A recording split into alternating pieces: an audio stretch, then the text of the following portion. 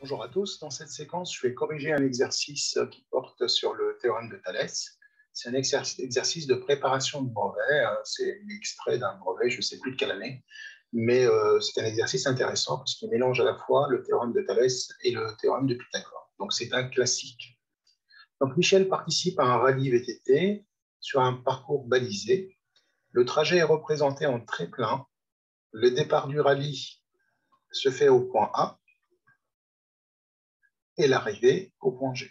Donc, en très plein, on voit le parcours de ce rallye. Donc, A, B, B, D, D, F et F, G. Sachant que les points A, B et C sont alignés, autrement dit, le point B appartient au segment AC. C'est une autre façon de dire que 3 points sont alignés. C'est la même chose pour les points B, D et F. Donc, D appartient au segment BF. D appartient également au segment CE. Autrement dit, C, D et E sont alignés. Et de même pour les points E, F et G. Alors, pourquoi on nous précise l'alignement des points? Parce que ça sera important pour l'application du théorème de Thalès. On nous dit par ailleurs que le triangle BCD est rectangle en C, ici.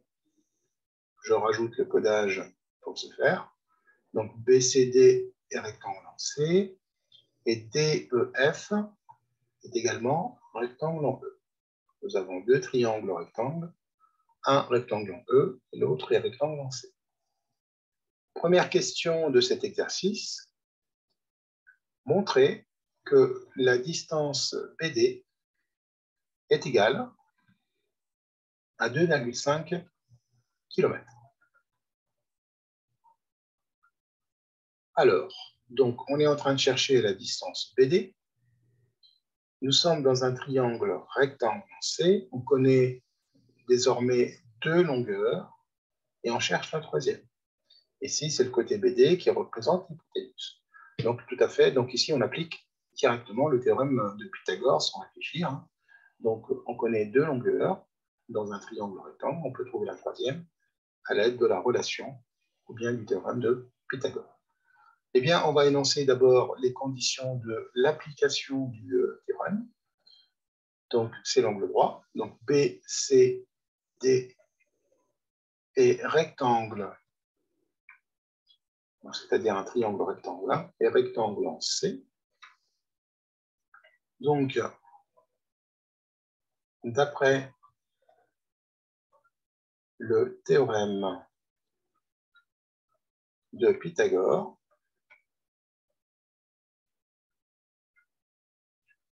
on a le carré de l'hypoténuse, c'est-à-dire BD au carré, égale à la somme des carrés des côtés. Donc, BC au carré plus CD au carré. Je remplace par les données numériques. 1,5 au carré plus 2 au carré. Et à la calculatrice, on va trouver 6,25. Bon, l'unité, c'est des kilomètres au carré, puisque c'est une distance élevée au carré. Autrement dit, BD égale à racine carrée de 6,25.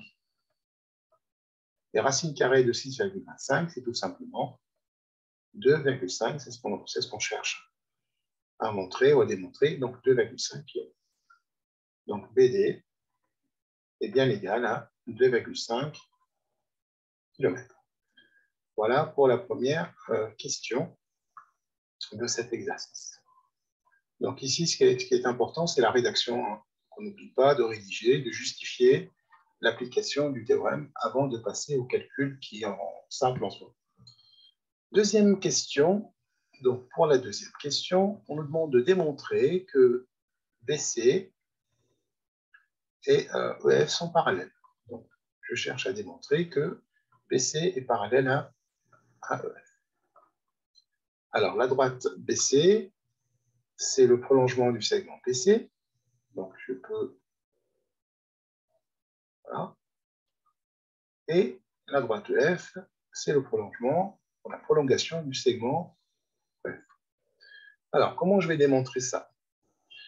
Donc, j'ai deux outils que je connais pour démontrer que deux droites sont parallèles. Je peux utiliser la réciproque du théorème de Thalès. Bon, là, pour la réciproque du théorème de Thalès, je n'ai pas assez de longueur pour trouver deux quotients égaux. Donc, on oublie. La deuxième propriété que beaucoup d'élèves oublient est la suivante, c'est que quand on sait qu'on a deux droites perpendiculaires à une troisième, donc voici une droite perpendiculaire à une droite, et si je trace une deuxième droite qui est perpendiculaire à cette droite-là, forcément, j'obtiens deux droites parallèles. Autrement dit, cette propriété en géométrie, qui dit quoi? Qui dit que si j'ai deux droites perpendiculaires, les deux perpendiculaires à une même troisième, ces deux droites sont forcément parallèles. Ben ici, je les ai, les deux droites. Eh bien, c'est la droite BC et la droite EF. Pourquoi elles sont perpendiculaires et à quelle droite? Elles sont perpendiculaires à la droite EC, puisque la droite EC, c'est le côté CD, en fait. C'est le prolongement du côté CD. Et puisque je suis dans un triangle rectangle, donc du coup, la droite EC est perpendiculaire à la droite BC. Et c'est pareil pour la droite EF et la droite EC, puisque le triangle DEF est aussi un triangle rectangle. Eh bien, on va dire tout ça. On va commencer par dire que BC est perpendiculaire à EC, car le triangle BCD est rectangle. Et rectangle en C. Voilà. Ensuite, je passe à la droite EF. Le segment EF, ou la droite EF, c'est la même chose, perpendiculaire à EC, c'est la même chose dans le sens de la perpendicularité. Donc, la droite EF est perpendiculaire à EC. Pourquoi? Car le triangle DEF est rectangle et rectangle en E. Or, deux droites perpendiculaires, deux droites perpendiculaires à une même troisième sont forcément sans parallèle. Donc, la droite BC est parallèle à la droite EF. C'est ce qu'on nous a demandé de démontrer. Bien, troisième question. On nous demande maintenant de calculer la distance DF. Alors, la distance DF, alors maintenant, je vais juste enlever ce point d'interrogation, puisque BD, la distance BD, c'est 2,5. Celle-là, c'est 5. Et maintenant, on cherche la distance DF. Alors là, on reconnaît rapidement une configuration qu'on connaît, la configuration de Thalès, plus exactement une configuration papillon, puisqu'on a deux triangles qui ont un sommet commun D, de part et d'autre de ce sommet. On a deux droites parallèles et deux droites séquentes, donc on peut appliquer le théorème de Thalès. Et puis on connaît cette longueur et cette longueur, donc on peut trouver le rapport de ces deux, et on connaît cette longueur, on peut trouver la quatrième longueur en appliquant le théorème de Thalès. Avant cela, on va tout simplement rédiger les conditions de l'application du théorème de Thalès, c'est-à-dire, on sait que il nous faut deux droites séquentes et deux parallèles. On sait que la droite BF et la droite CE sont séquentes en D. Donc cette phrase, on peut la remplacer par les points B, T et F C, D et E sont alignés, hein, les points B, D, F sont alignés, ainsi que les points C, D et E. Donc, on sait que BD, BF pardon, et CE sont séquentes en D. Très bien. Et la droite BC est parallèle à la droite EF, d'après la question 2. Donc, d'après le théorème de, je reviens à la ligne ici, de Thalès, on a, alors qu'est-ce qu'on a? On a une égalité de rapport de longueur. Alors, je pars du sommet commun et j'écris l'égalité souhaitée. Alors, du coup, je vais commencer par la droite C et je vais faire le haut sur le bas. Donc, DC sur DE. Ensuite, la droite BF, donc DB sur DF. Et enfin, CB sur EF. Et là, bien sûr, on a l'égalité grâce au théorème de Thalès. Alors, qu'est-ce que je cherche comme longueur? Je cherche la longueur DF. Donc, c'est ça. Est-ce que je connais DC sur DE? Je connais ce quotient. Donc, je vais utiliser les deux premiers quotients. Donc, je remplace par les valeurs numériques. DC, c'est 2. Divisé par DE, c'est 5. Égale DB, c'est 2,5 sur DF que je cherche. Et là, du coup, j'applique le produit en croix. Alors, je vous rappelle, donc c'est quoi le produit en croix? Donc, on cherche DF. Donc, toujours, on fait le produit sur la diagonale pleine, connue, divisé par le nombre face au nombre qu'on cherche. Donc, ce qui nous donne DF égale 2 fois 2,5, produit de la diagonale pleine sur le nombre en face de celui qu'on cherche. 2. Donc, 2 fois 2,5 sur 2. Et ce qui nous fait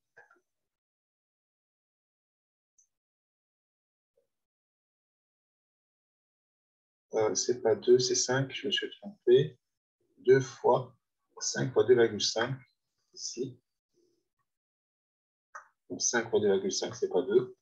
Donc 5 fois 2,5 sur 2, et on trouve 6,5, 25, pardon. Donc DF égale 6,25 km. Voilà la distance D.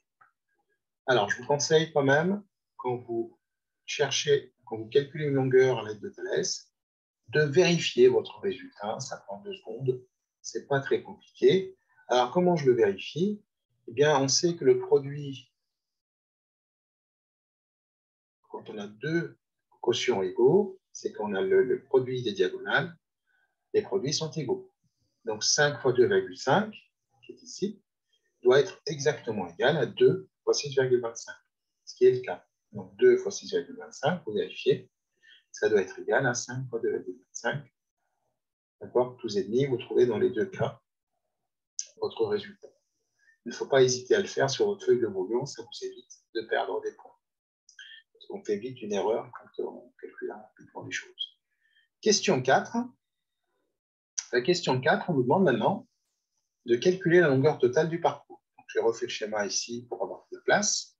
Donc, question 4, le parcours du VTT. Donc, du coup, je pars du point A et je dois arriver au point G en suivant le triple. Donc, si j'appelle cette longueur L, ça sera du coup AB plus BD.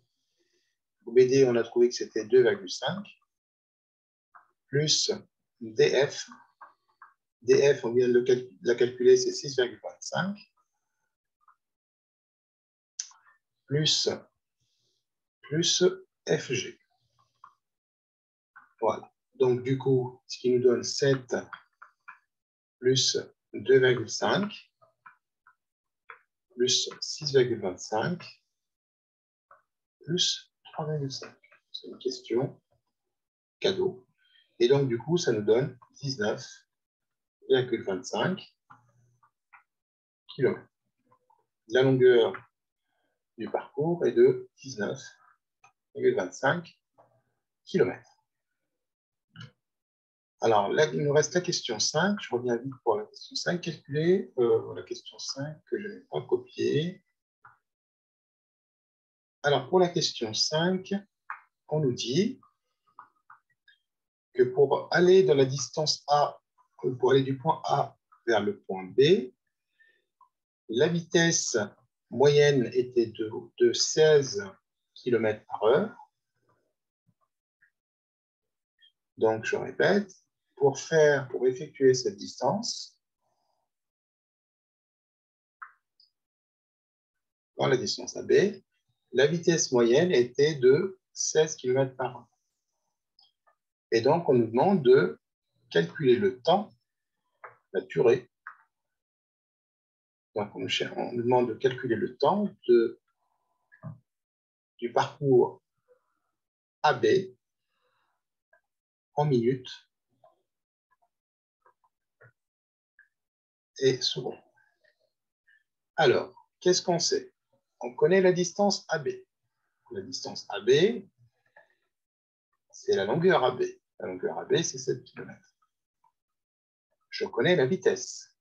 C'est de 16 km/h. En plus, elle est exprimée dans la même unité que la distance. Je connais la formule de la vitesse. La vitesse est toujours au rapport de la distance par rapport au temps. Autrement dit, si je cherche le temps, ça sera toujours la distance divisée par la vitesse. Ces trois formules, vous devez les connaître. Et la troisième formule, c'est que votre distance, c'est la vitesse fois le temps. Donc, la formule que je dois utiliser, qui m'intéresse aujourd'hui, c'est celle-là, puisque je cherche à exprimer le temps. Donc, le temps ou la durée AB, donc ça sera égal à la distance, du coup, c'est 7, divisé par la vitesse 16. Donc, si vous faites 7 divisé par 16, ça va vous donner 0,4375 heures. Alors maintenant, comment je fais pour convertir cette durée en minutes et en secondes? Alors, je vais d'abord l'exprimer en minutes. Pour passer d'heures en minutes, on va tout simplement multiplier par 60. Donc, ça sera 0,4375 fois 60, ce qui va me donner, à la calculatrice, bien sûr, 26,25 minutes. Alors, je continue. Je n'ai pas fini parce que je dois tout exprimer. Je ne dois pas avoir un nombre décimal. Donc, ce qui me fait 26 minutes plus 0,25 minutes. Donc ça, pour l'exprimer en secondes, ce n'est pas compliqué. Hein. C'est le quart d'une minute. Donc c'est 15 secondes. Ou bien vous faites 0,25 multiplié par 60 pour convertir en secondes. Donc le temps ou la durée de la distance qu'on passera sur la durée du parcours AB, c'est le temps AB, TAB, ça sera égal à du coup 26 minutes et 15 secondes. Voilà la réponse à la question 5. Voilà, notre séquence arrive à sa fin. Merci pour votre attention et à très bientôt. Au revoir.